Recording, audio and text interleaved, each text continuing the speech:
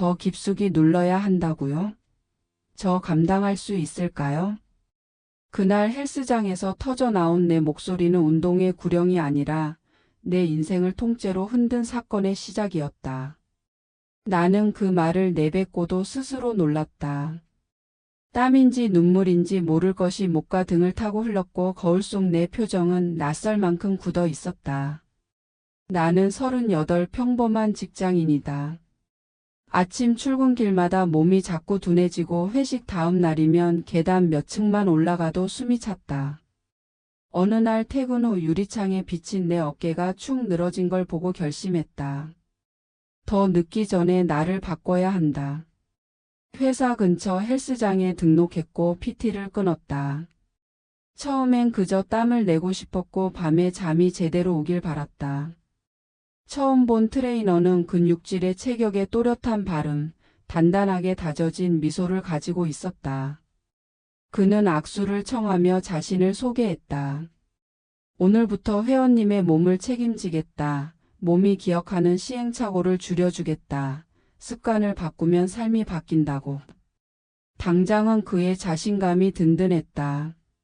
나는 다짐을 더 씌우듯 계약서에 사인을 했다. 첫 주는 기초 체력 점검과 스트레칭, 가벼운 머신 위주로 진행됐다. 그는 종종 내 자세를 거울 앞에서 함께 확인시키며 말했고 나는 고개를 끄덕였다. 퇴근 후 땀 냄새와 러버 매트 냄새가 뒤섞인 공간에서 묘한 해방감을 느꼈다. 회사 메신저 알림을 끄고 이어폰을 꽂고 내 호흡만 들으며 발을 잡았다. 밤에는 오랜만에 알람 없이 잠들었다. 둘째 주부터 스쿼트를 배웠다. 발 너비, 발끝 각도, 보가, 시선, 힙 힌지. 그는 내 허리 뒤로 들어와 손바닥으로 천천히 압을 주며 지시했다. 더 깊숙이 무릎은 안쪽으로 말리지 않게, 엉덩이는 뒤로, 가슴은 살짝 열고. 처음에는 그 손길이 안정감을 주었다. 몸의 축을 잡아주는 누군가가 곁에 있다는 느낌은 나를 안심시켰다.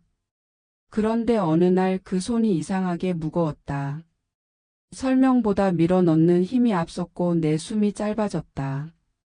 더 깊숙이 앉아야 한다는 말이 반복될수록 나는 무의식적으로 몸을 긴장시켰다. 땀이 등줄기를 타고 흐르자 티셔츠가 몸에 들러붙었다. 나는 결국 작은 목소리로 말했다. 제발 살살 눌러주세요. 너무 젖어서 감당이 안 돼요. 그는 웃으며 답했다. 운동은 젖을수록 좋은 겁니다. 오늘은 한계까지 가보시죠. 그 순간 공기가 달라졌다. 땀이 젖는 건 운동의 자연스러움인데 그의 말끝은 자연스러움과 다른 곳을 향하고 있었다. 나는 고개를 끄덕이지도 반박하지도 못한 채 발을 쥐었다. 다시 한 세트, 다시 한 세트. 카운트가 늘어날수록 내 머릿속은 산란해졌다. 똑같은 짓이라도 말의 온도와 시선의 방향이 바뀌면 다른 의미가 된다는 걸 그날 처음 알았다. 수업이 끝난 뒤 그는 샤워실 앞까지 걸어와 물었다. 오늘 많이 힘드셨죠? 들어가서 뭉친 데 마사지라도 해드릴까요? 어조는 장난처럼 가벼웠지만 발걸음은 가볍지 않았다. 나는 괜찮다고 말했다. 그는 알겠다며 손을 흔들었지만 복도 끝에서 느닷없이 멈춰 뒤돌아보는 시선이 길게 남았다. 그날 이후 그의 손길은 더 자주 더 오래 내 몸에 닿았다. 잡아줘야 정확히 내려간다. 혼자선 위험할 수 있다. 복부를 단단히. 그 말들 사이로 필요 없는 접촉이 스며들었다. 어깨를 지나 허리로, 허리를 넘어 엉덩이 쪽으로. 나는 몸을 약간 비틀어 피했고 그는 내 자세가 흐트러졌다고 말했다. 정확한 자세가 중요하다고. 그러려면 본인이 잡아줘야 한다고. 나는 말문이 막혔다. 거울 속 내 얼굴은 웃고 있지 않았지만 입술만 애써 위로 올라가 있었다. 밤에 집에 돌아와 샤워기를 틀면 물소리 사이로 낮의 문장이 귀에서 다시 재생됐다. 더 깊숙이 잡아줘야 한계까지. 나는 휴대폰 메모에 그날 들었던 말들을 적기 시작했다. 내 생각이 과한 건지, 내가 예민한 건지, 혹시 오해라면 내가 너무 큰 의미를 부여하는 건 아닌지. 그러나 메모는 자꾸 길어졌고 문장의 끝은 점점 더 무거워졌다. 어느 날 라커룸에서 옆 사물함을 쓰던 여성이 조용히 말을 걸었다. 혹시 트레이너가 너무 가까이 붙지 않나요? 나는 한 박자 쉬고 고개를 끄덕였다. 그녀는 대수롭지 않게 웃어 넘기려 했지만 웃음이 깔끔하게 마무리되지 않았다. 샤워실 앞에서 기다렸다가 말을 건 적이 있었다고, 사적인 질문을 너무 많이 한다고, 연락처를 개인적으로 요구했다고. 그녀의 말이 끝날 때쯤 맞은편 벤치에 앉아 있던 또 다른 여성이 조심스럽게 끼어들었다. 그 사람 내 허리도 잡는다. 오늘은 손을 탁 쳐냈는데 자세 교정이라고 했다. 나는 결심했다. 수업 시작 전에 휴대폰 녹음을 켰다. 주머니 속 화면을 뒤집어 넣고 폰이 움직이지 않게 타월로 고정했다. 중요한 건 내 호흡을 숨기지 않는 것, 카운트를 똑바로 따라가며 흔들리지 않는 것, 그리고 들은 대사를 정확히 남기는 것.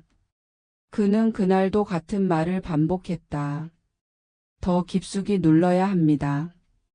잡아드릴게요. 혼자서는 어렵습니다. 나는 숨을 고르고 내 몸을 최대한 곧게 세웠다. 녹음 속에는 그의 목소리가, 내 호흡이 바닥 매트에 닿는 신발 소리와 함께 선명하게 박혔다. 이틀 뒤 우리는 라커룸에서 다시 만났다. 조용히 앉아있던 세 사람이 눈빛만으로 서로를 확인했다. 나는 말했다. 혹시 녹음해봤나요? 그들 중 한 명이 고개를 끄덕였다. 나도 조금. 나는 내 폰을 꺼냈다. 파일 이름은 날짜와 시간으로 저장해 두었다. 재생 버튼을 누르자 스피커에서 그의 목소리가 흘러나왔다. 더 깊숙이. 손이 들어간다. 잡아야 한다. 그는 웃고 있었다. 우리는 아무 말 없이 파일을 끝까지 들었다. 정적이 길었다. 누구도 첫 마디를 쉽게 꺼내지 못했다. 그러다 가장 어린 여성이 입을 열었다. 그냥 이대로 지나가면 계속될 것 같아요. 우리는 리셉션을 지나 헬스장 원장의 방 앞에 섰다. 문이 닫힐 때 안쪽 공기가 잠깐 가벼워졌다가 다시 무거워졌다. 원장은 처음에 믿을 수 없다는 표정이었다. 직원 교육을 강화해 왔다고, 그런 일은 있을 수 없다고, 그 트레이너는 회원 만족도가 높은 편이라고. 나는 폰을 건넸고 녹음 파일이 재생되는 동안 방 안에 있던 누구도 기침 한 번 하지 않았다. 파일이 끝났을 때 원장의 얼굴은 굳어 있었다. 그가 낮게 말했다. 확인하겠습니다. 즉시 조치를 취하겠습니다. 우리는 그 길로 경찰서를 찾아갔다. 진술서를 쓰면서 손이 떨렸다. 날짜와 시간, 수업 횟수, 발언의 맥락, 접촉의 위치와 지속시간, 거절 의사표시 이후의 반응. 종이 위에서 사건은 더 차갑게 정리됐다. 기록의 언어로 바뀌자 그날의 더위와 냄새와 소리들이 검은 글자로 정렬되었다. 담당 수사관은 필요한 자료를 정리해달라고, 추가 증거가 있으면 바로 제출해달라고 말했다. 우리는 각자 폰을 꺼내 파일 이름을 바꾸고 클라우드에 백업했다. 잊고 싶었던 장면을 더 안전하게 저장해야 하는 역설 속에서 우리는 서로의 눈을 피해 고개를 숙였다. 그 사이 트레이너는 나를 찾아왔다. 오해라고 했다. 운동 지도였다고 했다. 개인적인 감정은 없었다고, 회원의 발전을 위한 스파르타식 지도였다고. 나는 조용히 말했다. 내 의사는 분명히 전달했다. 살살 눌러달라고. 불편하다고. 그는 말을 돌렸다. 회원님이 원래 예민하셨다. 자세가 잘 안 나와서 그랬다. PT는 원래 가까이 붙는 거다. 나는 더 이상 그의 말을 듣지 않았다. 문장을 비껴나가는 사과는 사과가 아니었다. 조사가 진행되는 동안 우리는 서로 연락하며 지냈다. 누군가는 밤새 잠을 뒤척였고 누군가는 퇴근길 헬스장 앞을 돌아 집으로 갔다. 누군가는 직장에서 무심한 농담을 듣고 혼자 화장실에서 울었다. 우리는 서로의 메시지에 답하며 버텼다. 오늘은 잘 지냈나요? 식사는 했나요? 새로운 증거는요? 우리가 서로를 부축하는 동안 나는 처음으로 알았다. 불편을 말하는데 용기가 필요하다는 걸, 그 용기가 혼자서는 쉽게 닿지 않는다는 걸. 재판은 오래 걸렸다. 변호인은 업무상 위력에 의한 추행을 주장했고 상대편은 계속 운동 지도였다고 반박했다. 법정에서 녹취가 재생되는 동안 나는 의자 끝에 손을 모으고 있었다. 내 숨소리가 녹음에 섞여 있었다. 삑 쇳소리 매트 마찰음 그 사이로 낮게 웃는 목소리. 법정의 공기마저 그 말끝을 따라 흔들렸다. 판사의 질문이 이어졌고 증언이 이어졌다. 내 앞줄에 앉은 여성이 작게 등을 떨었다. 그녀의 어깨 너머로 빛이 흔들렸다. 선고날 판사의 목소리는 건조했다. 그러나 단단했다. 유죄. 업무상 위력에 의한 추행. 판결문 속 단어들은 개인의 감정이 아니라 사회의 기준으로 쓰여 있었다. 우리는 서로를 바라보았다. 아무도 박수치지 않았고 아무도 환호하지 않았다. 그저 길게 숨을 내쉬었다. 오랜 시간 버틴 숨을 비로소 내 몸 밖으로 완전히 내보냈다. 헬스장은 사과문을 게시했고 재발 방지 대책을 발표했다. 여성 회원이 원하면 여성 트레이너를 지정할 수 있게 했고 모든 수업 공간에 상시 녹화 장치를 설치했으며 사적인 연락을 금지했다. 교육 과정을 손봤고 상담 창구를 만들었다. 달라진 규정은 플라스틱 차양 아래서 반짝였다. 누군가는 너무 늦었다고 말했고 누군가는 그래도 변화라고 말했다. 나는 문 앞에서 잠시 멈췄다가 안으로 들어갔다. 다시 발을 잡았다. 거울 속에서 눈을 마주치며 호흡을 세웠다. 발을 벌리고 발끝 각도를 맞추고 복압을 채우고 내려가고 올라온다. 이번에는 내 목소리로 카운트를 했다. 하나, 둘, 셋. 손이 내 허리를 잡아 끌지 않았고 아무도 내 귀에 속삭이지 않았다.